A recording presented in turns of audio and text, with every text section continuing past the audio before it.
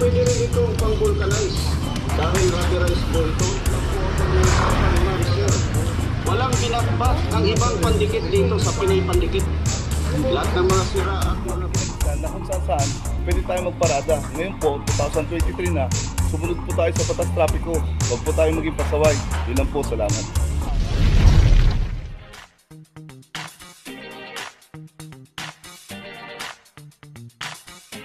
Papajo TV!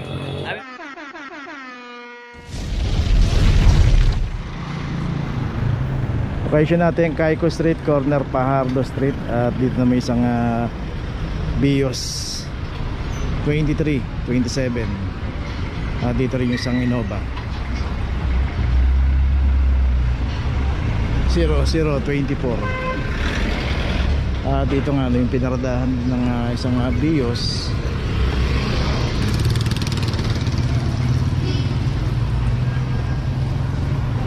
So dito yung pinaradahan ng Bios, makikita natin nasira na nga yung signage, pero ito natin nasa tapat niya, no parking, clamping zone, mabuhay lane. Nakakam na po yun. Sir,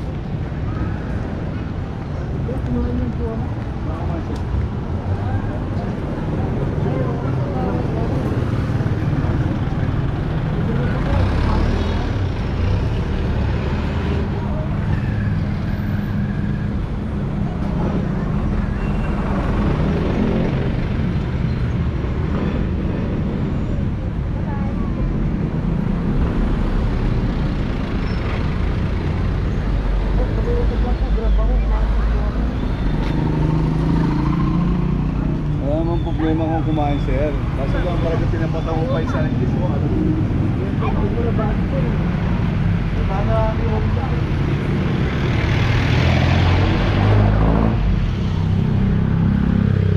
okay, puntahan pa natin, meron pa pala ron.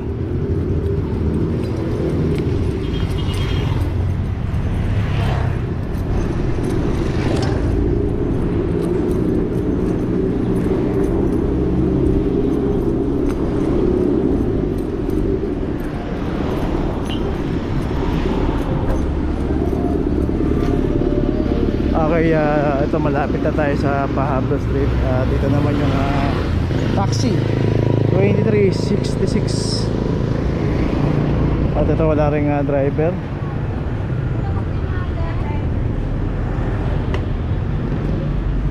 Taps na lang.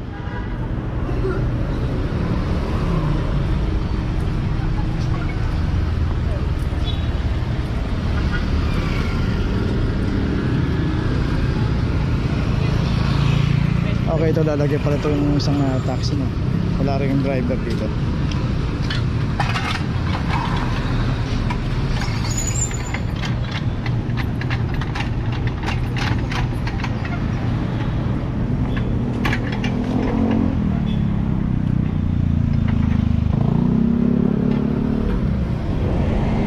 Zero 22.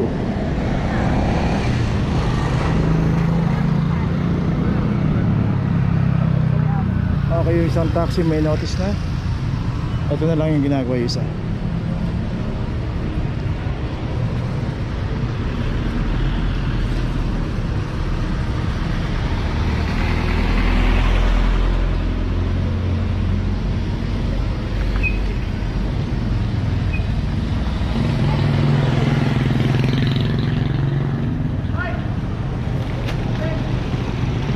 Okay, may notice na rin.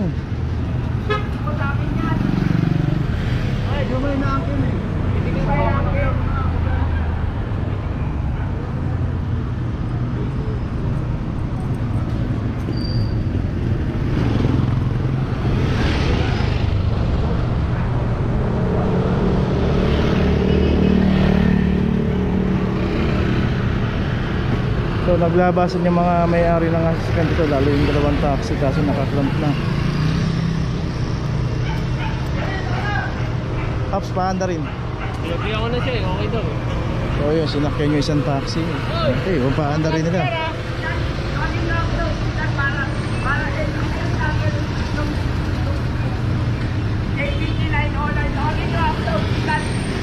Para ito sa mga hospital pag tinatawag ako. Galing yung program yan, lagi lang sa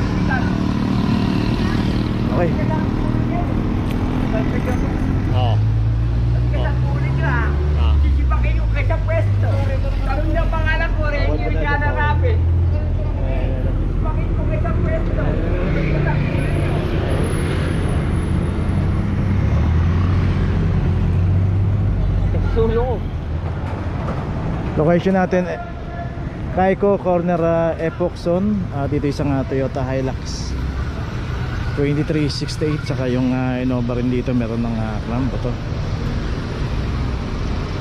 2351. So dalawang sasakyan na clamp dito. At dito rin kasi na mabuhay lane at clamping zone. Dito random naman po yung operation. Pagka sino po yung aabutan dito, matik na po yan. At dito yung isang Innova, makikita natin nakablock dito sa dalawang driveway pa ngayon narangan ito, no? At kung taga rito man siya, sana pinakap ko lang doon sa loob ng garahe. Pero kung hindi man, nakablock din siya dito at isa pa nakablock na rin dito.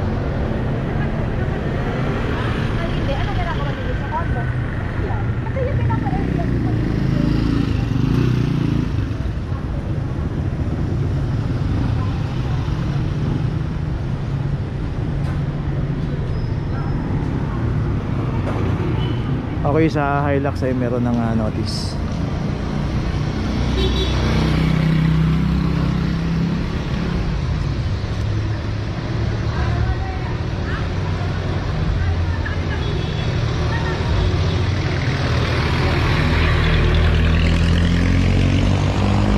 Okay, sa Innova meron na rin. So pares na may notice yung dalawang nahuli rito. Okay, tuloy na po tayo.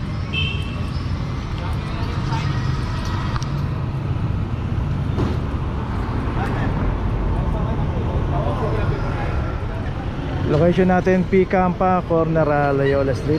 Dito na may isang Isuzu Max. At ito naka street corner yung pagkakaparada nito. Dito rin sa kahabaan ng P-Campa, secondary road at pay parking. Dito dapat iayos lang natin yung pagkakaparada. Huwag na po tayo paparada ng street corner. Kasama na po sa inuhuli ng clamping operation to. 2314. Street corner po ito. Street corner po ito pagkakada ito. Sa sinasabi mo sir, oras. Wala po tayong oras sa clamp six sir. Tama, pwede pong makausap. Pensa na sir. So pa naman po. Baka po pwede kasi sir, paano po sa airport? Baka pwede po. Dapat inaayos. So yun nga, dapat bago tayo pumarada, iayos na natin kasi nga dito makikita natin yung mga nakaparada rito, both side na. Dito pagka pumarada pa tayo ng street corner at trouble parking, kasama na po sa inuhuli ng clamping operation. So yun nga yung kay sir dito, street corner, hindi niya raw wala, pero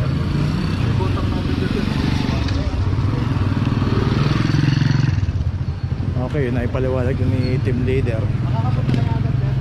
Oo sir. Pag-ano sir, pa-follow up natin. So dapat settle na kagad para mapuntahan ng ang laki. Okay, tuloy na po tayo. Location natin Evangelista, corner ng Raon.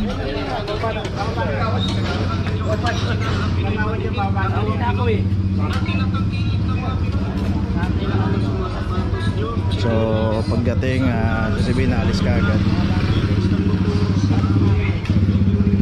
Ito, kinukomplain na dito sir. Kaya nga sir, unattended po yung sasakyan. Walang tao, kaya po tayo naklam sir.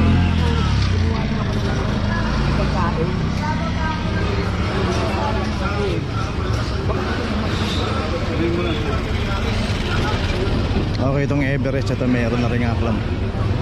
Anong ano to? Evangelista? Evangelista 2367. At saka yung Revo, ito may clam na rin 2371. Anong corner yun? Ano, O yun, tawagan mo lang. Tawagan mo lang. Gonzalo Puyat, Paps. Balis na ako eh. Nagbabalang kami ng gamit eh. O sabi mo lang boss. Hindi ko na pwedeng matanggal yan sir. Kasi na ako. Ano, pakita ko na nga dito. Delay. Sa mga walang syuta dyan, sigurado magkakaroon ka ng forever sa Kasi pandikit. balis na ako eh. Humihilang ako eh.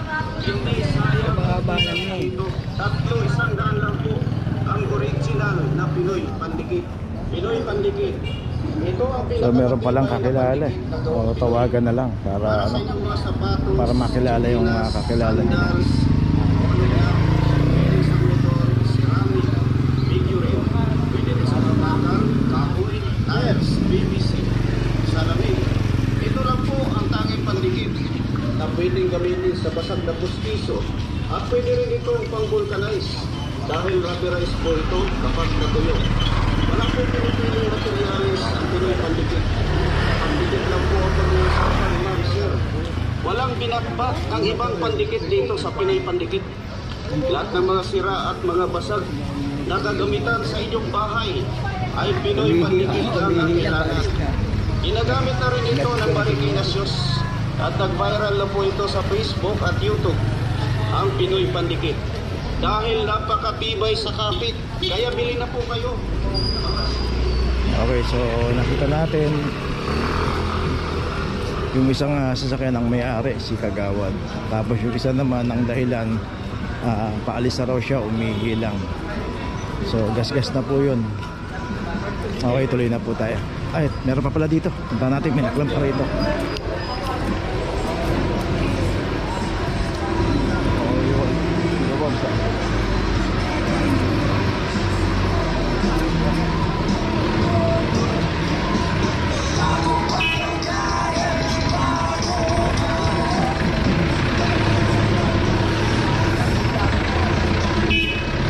Dito naman yung isang Hyundai H100. Ito nakaklam na 0022. So yung makikita na natin yung palabas ng kanto na yung LRT. Yun na po yung CM Recto. So ito pangatlo sa naklam to.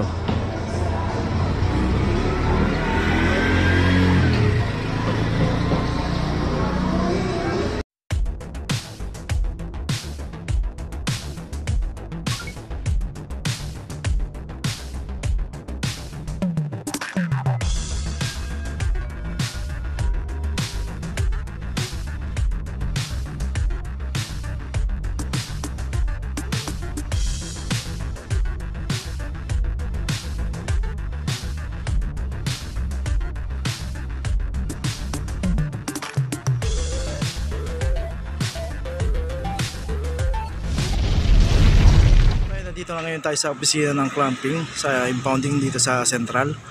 Dito na po nagtatapos ang ating vlog. Maraming salamat po sa mga subscriber, sa mga viewers, sa mga napadaan po sa ating channel. Maraming salamat po sa mga suporta nyo. Sa mga hindi pa po nakakapag-subscribe, subscribe na po tayo mga kabayan. Maraming salamat po. Mabuhay!